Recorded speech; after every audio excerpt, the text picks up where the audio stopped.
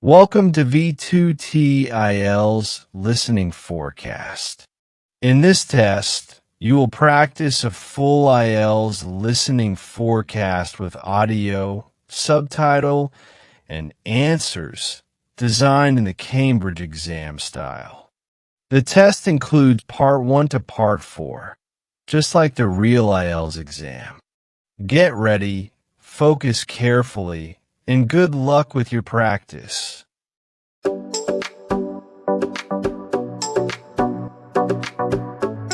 Now turn to Section 1. The director of an engineering company is interviewing an applicant for a job. First, you have some time to look at questions 1 to 6.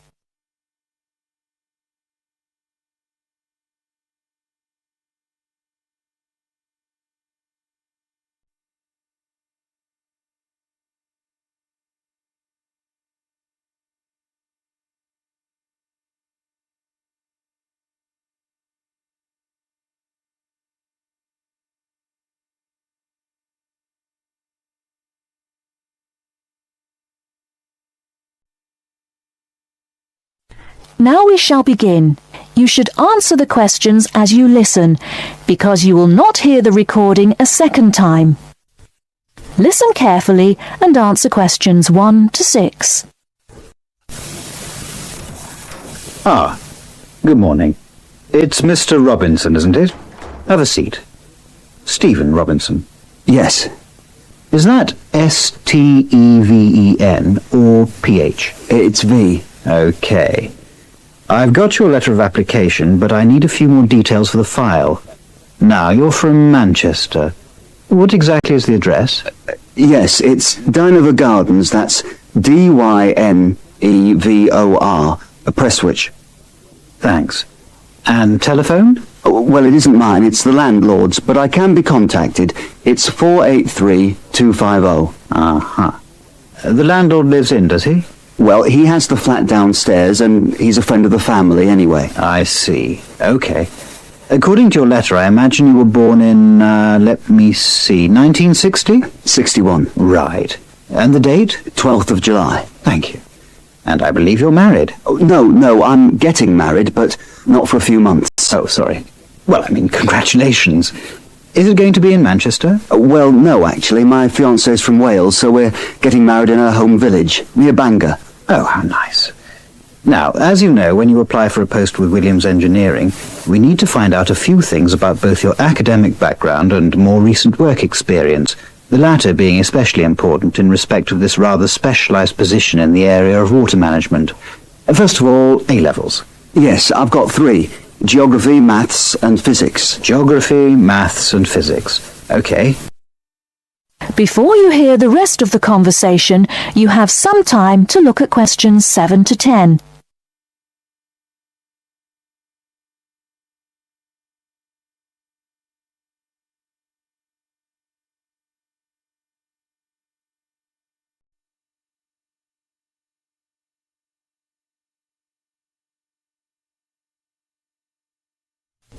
Now listen and answer questions 7 to 10.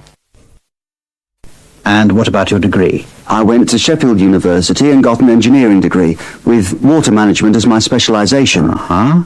And as for work experience, I started out after graduating in 1986 in China, working for the Chinese government. Did you work as a volunteer? No, I did get a nominal salary. It was a 2-year irrigation project. That sounds fascinating. How did you organise that? You say it wasn't a British company then? No, my university had links with a Chinese engineering university, so it was organised at that level. And after that? Then I came back, moved to Manchester, and have been working with Latimer Engineering since then. And what exactly are you doing for Latimer? Oh, I'm working in irrigation again, this time as a project research assistant. Great. I've got your details. Now let's move on to a more general discussion about what we're looking for. That is the end of part 1. You now have half a minute to check your answers.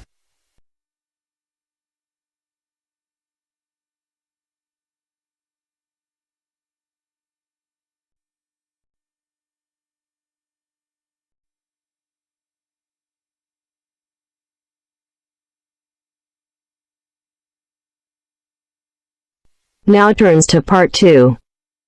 Part 2. You will hear a speech given by the head of a company to some new employees. You have 30 seconds to look at questions 11 to 16.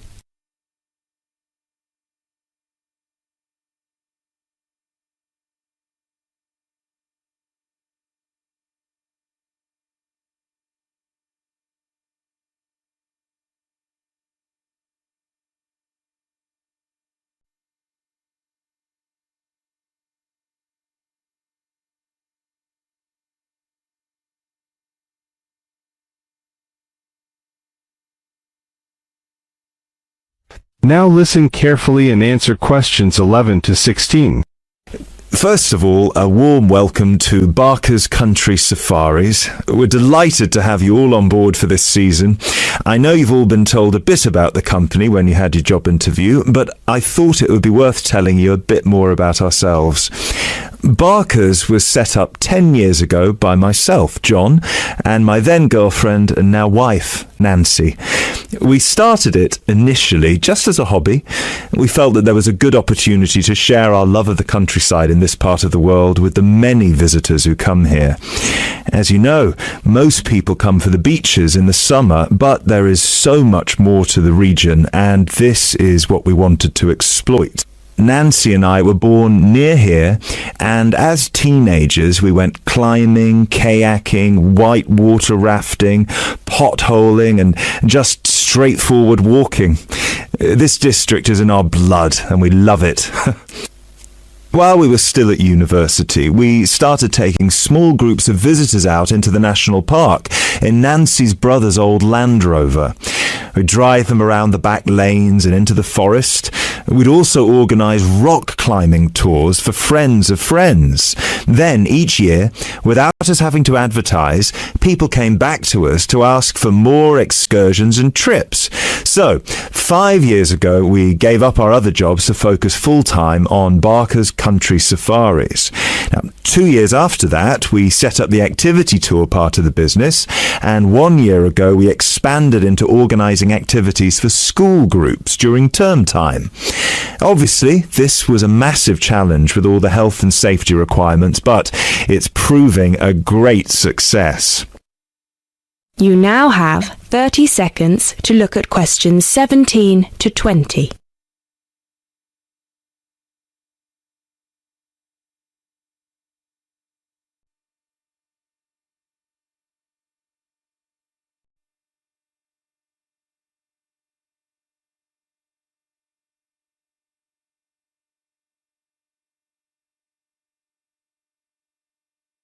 Now listen carefully and answer questions 17 to 20.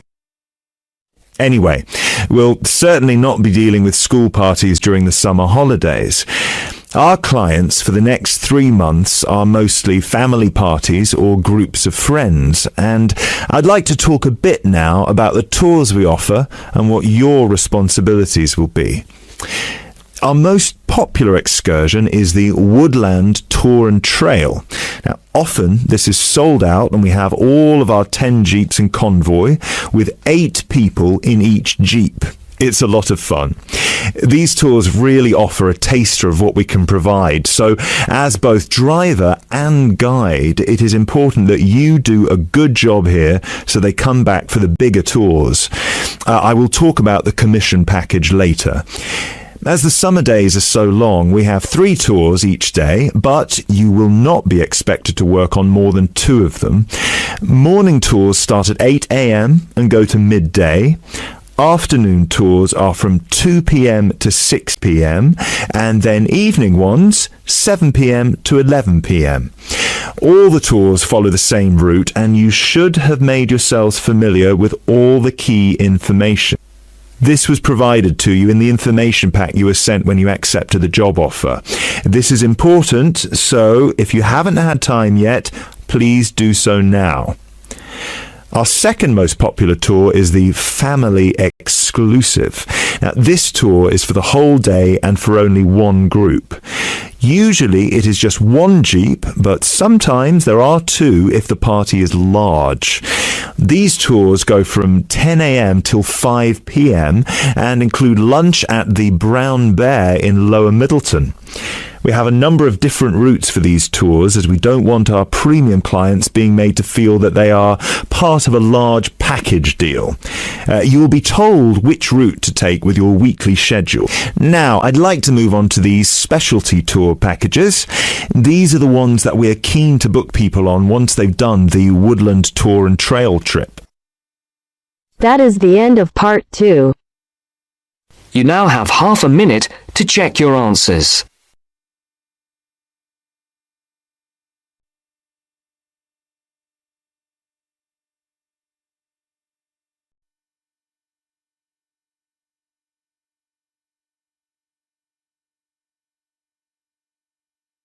Now turns to part 3. Part 3. First, you have some time to look at questions 21 to 26.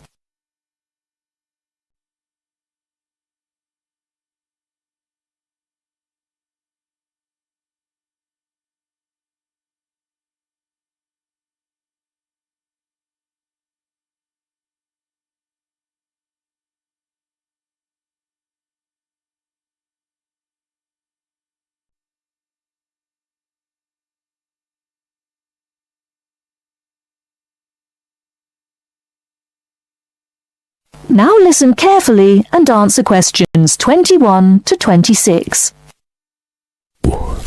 So, what was it like in your school then, Lynn?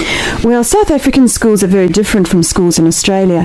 For a start, children don't start their schooling until they are 7, quite a bit later than schools in Australia. What about New Zealand, Gail? We're more like Australia. I can't believe children don't go to school until they're 7. When do the parents get any free time? Well, there's still the availability of kindergartens or play schools. It's just that formal education doesn't start until later. I don't think it's such a good idea for children to have to be too academic at such a young age. They should be able to just enjoy themselves. Well, yeah, but the first school children go to isn't really very academic. It's just an opportunity for children to learn a few basic social skills by playing and learning with other children. Yes, I'd agree with that. I guess being so close, Australian and New Zealand schools must be similar then. Well, I suppose they do share a lot of similarities, but there are also some differences. For example, children in New Zealand go through intermediate school, but in Australia there's only high school. That's right, isn't it, Pat? Yeah, I think so. What about South Africa, Lynn? Do you have an intermediate or high school? Oh, high school. And now the difference between Australian and New Zealand education is that although both countries have state schools and private schools, our private schools are very often run by religious groups, whereas New Zealand schools are secular. That's not true. There are quite a few religious schools in New Zealand. Oh, okay, maybe we are similar. Only a few South African schools have any religious connection, so I guess we're different. Most people go to state schools. Pat, is it true that some people from your country don't have to go to school at all? Well, that's partly true. Because of the geography of Australia, there are a lot of children who do not have access to schools, at least on a regular basis. Instead, they have a form of correspondence education, where the lessons are actually on the radio and the students send their work in by post. That way they get a lot of what they would if they were in the classroom, apart from the interaction. In New Zealand, not all students have to go to school either. Some parents have opted for homeschooling. Oh, is that like correspondence teaching? We don't really have that. Well, we do have correspondence schools, but homeschooling is different. With homeschooling, the parents teach the children and set them homework. They have to present a syllabus to their local education authority before they can do that, but it is becoming a more popular choice for some parents. I suppose it also suits parents' own commitments. I mean, they don't have to worry about collecting their children from school, and they can always teach over the weekend or in the evening if they want to. Is the school day normally quite long then? Not in New Zealand, but I think it can be in Australia. Yeah, that's right. I think Australia is unusual in that there are extracurricular activities which you have to go to. Before you hear the rest of the talk, you have some time to look at questions 27 to 30.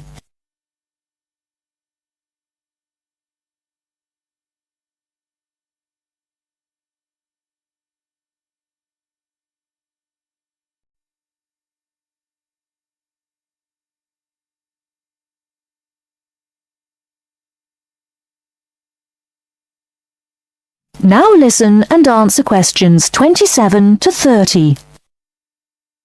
These are normally sport activities, but there are a few other options. We have activities after school for any student that is interested, but they aren't compulsory. What about in New Zealand, Gail? I had to do some sport every week. I didn't really like it, but it was part of the school days, so I guess that's not so bad. Anyway, I spent 2 years at boarding school, so things were a little different. Boarding school? What was that like? Well, the thing I remember most about it was the strict dress code. There were restrictions on everything. You had to wear a school uniform almost all of the time, and it had to be cleaned and ironed. The length of your skirt had to be no less than 1 inch above your knees when kneeling down. Sometimes we used to go out on school trips or just at weekends with a few friends, but whenever we were outside the school, we had to wear a hat. There was one teacher who always used to give me extra homework because my socks weren't pulled up, and that was in the school late in the evening. I suppose it wasn't that bad, but at the time it felt like a prison. I kept getting into trouble for something. Most of the time I forgot something, normally my school badge. We had to wear that all the time, in the school and out, because it had our house colours on it. Wow, that doesn't sound like much fun. No, but it was a good education, I suppose. That is the end of part 3. You now have half a minute to check your answers.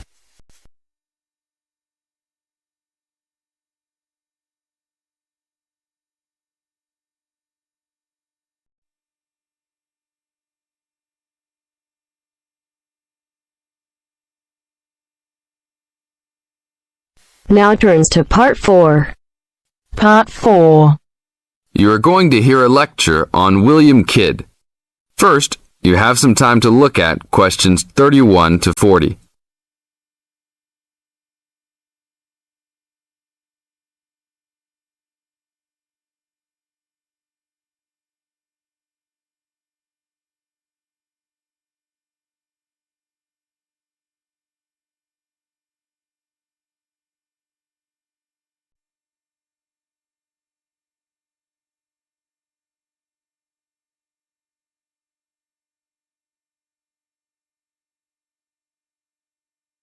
Now listen to the tape and answer the questions. 31 to 40.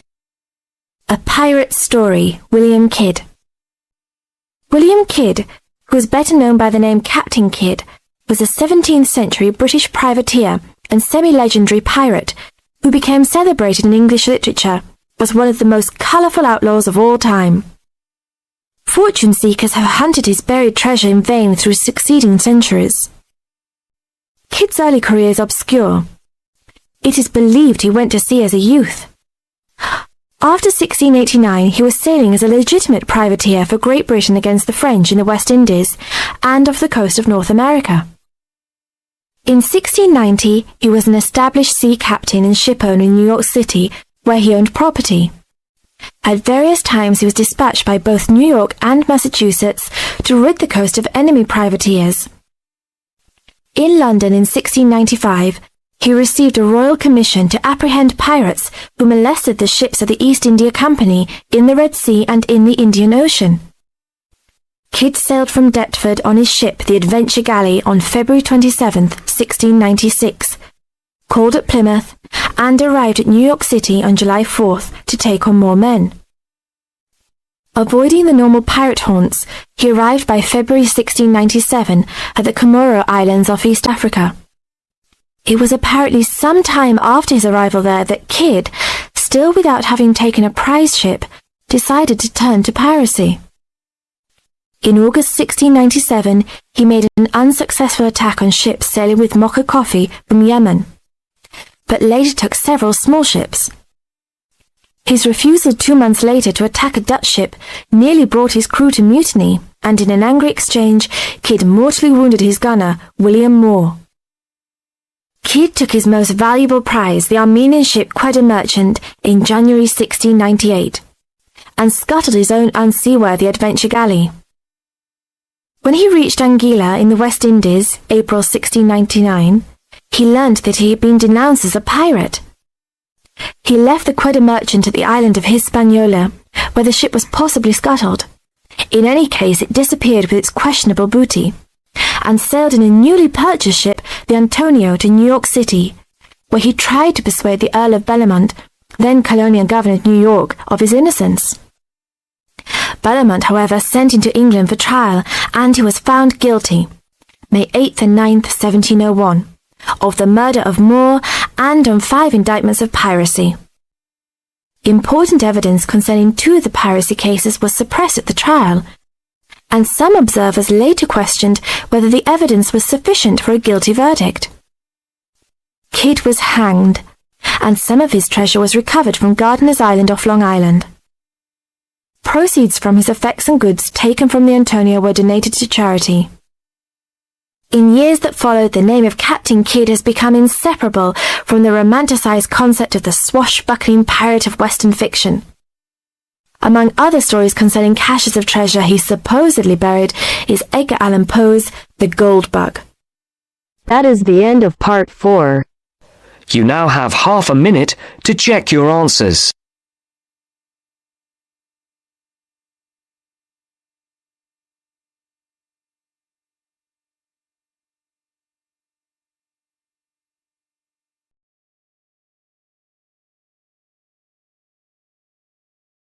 That is the end of the listening section.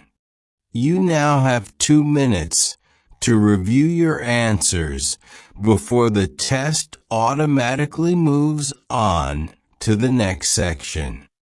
Please take this time to check your answers carefully. Make sure all your responses are recorded in the correct places, and review your spelling, grammar, and formatting. Once the time is up, the system will take you directly to the reading section. Please remain seated and stay focused. The next section will begin shortly.